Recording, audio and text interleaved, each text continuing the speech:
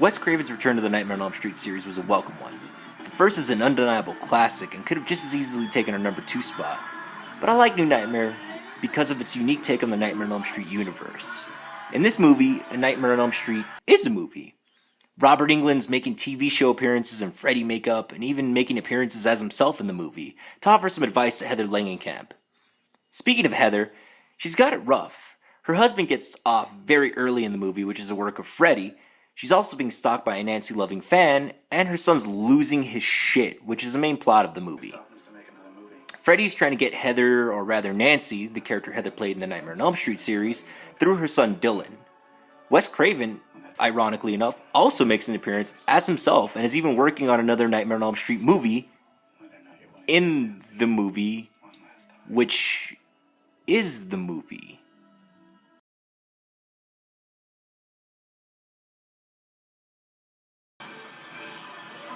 Freddy Krueger doesn't fuck around in this movie. No more joke cracking, no more power gloves or witch costumes. All of that bullshit is gone. Freddy is much more dark and serious, and Robert Englund's performance is pitch perfect and brings this new Demon Freddy to life. Fuck you! The Freddy costume itself also sees a major change. Freddy rocks a trench coat and a different shade of hat. His glove is also gone, and he's given a clawed hand that's actually organic with veins, bones, and those signature blades coming out of the fingertips, as well as a blade on his thumb, which he never had before. It's a welcome change that works pretty well with the new getup. The kills in this movie are very unique, while also having a nice little throwbacky touch. I like the way the husband gets destroyed in this one. First, the glove comes out of the seat and gives his dick a little flick, and he grabs his nuts like, what the fuck is going on here?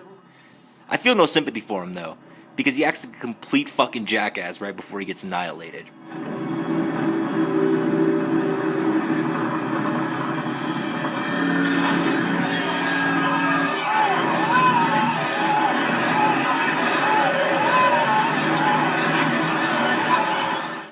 Also, the movie pays its respect to Tina's death from part 1 with Julie, Dylan's babysitter, who gets destroyed in pretty much the same way. The scene is both the best and the worst in this movie. On the one side, you feel sympathy for Julie shortly before this. She's like earning her babysitter bucks by kicking some sketchy nurse ass, and you feel like she truly cares for Dylan. I don't know why, but you know, she actually feels like she actually gives a shit about this kid. With that said, the movie then shows Dylan, played by Nicko Hughes, and his facial expressions are fucking painful. I mean, he pulls me right out of the movie. He should look horrified, but instead he looks constipated with rage. I don't know what the fuck you'd call that face. And that's my only issue with this flick, and what pushes it to the number 2 spot. This kid is fucking terrible. Awful. Almost every scene he's in is pretty much garbage. And he's kind of the focal point of the movie. I mean, granted, he doesn't have a lot of talking, which is good because he can't talk for shit. And yeah, the movie centers around him, but he's not on camera very much, which is definitely a good thing. When he's supposed to show emotion, he's got like one face, and it's fucking baboon taking a shit. The last thing I have to mention about the movie is the actors themselves. It can be a bit of a challenge to play yourself. Robert Englund, for example, is good in the movie not only as Freddy, but as himself as well. He's kind of sketchy and mysterious. He gives off this very awkward vibe.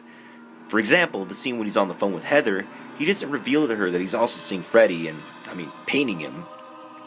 Wes Craven as well is writing his screenplay for Nightmare on Elm Street, which is playing out in real life, but he doesn't think to tell anybody what's going on, and rather is seemingly playing his cards very close to his chest for some reason. Don't start losing it like your mother did. John Saxon also has a few great scenes, my favorite of which is when him and Heather start losing their minds and begin referring to each other as Nancy and Dad. It's a subtle little touch that makes the movie great. Lastly, Heather plays her part great. Nancy and Freddy's battles are up there with the likes of Laurie Strode's and Michael Myers. Nancy is without a doubt a classic horror movie heroine. In closing, if you haven't seen New Nightmare, I recommend it. It's my favorite of the Nightmare on Elm Street series, and you don't have to have any knowledge of the series to see it. But, if you're a Nightmare on Elm Street fanatic like myself, you'll get a ton of enjoyment out of it.